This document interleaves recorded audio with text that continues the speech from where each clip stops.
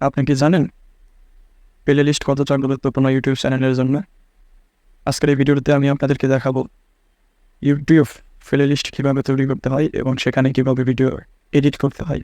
চলুন আমার প্রথমে আপনি আপনার ফোন থেকে ইউটিউব অ্যাপে চলে আসবেন।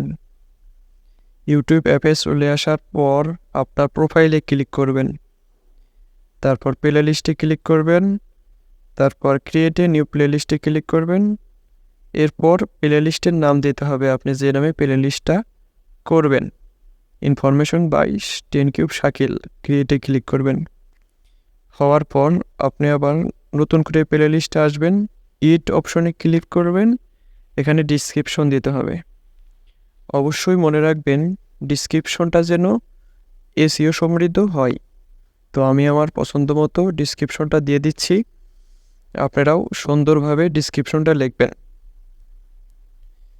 লেখার পর আমি ডানে ক্লিক করলাম। এরপর ভিজিবিলিটিতে আসলাম, প্রাইভেট থেকে পাবলিক করে দেব।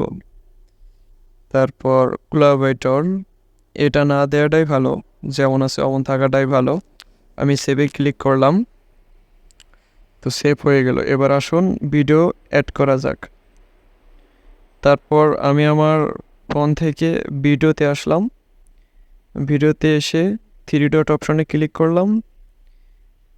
3 ডট অপশনে ক্লিক করার পর সেভে প্লে লিস্টে ক্লিক করলে আপনার প্লে লিস্টের নামগুলো দেখাবে। আপনি কোন প্লে লিস্টে সেভ করবেন সেটা টিক দিয়ে ডানে ক্লিক করতে হবে। তো হয়ে গেল প্লে লিস্টে এড করা। আজকের ভিডিও এই পর্যন্তই।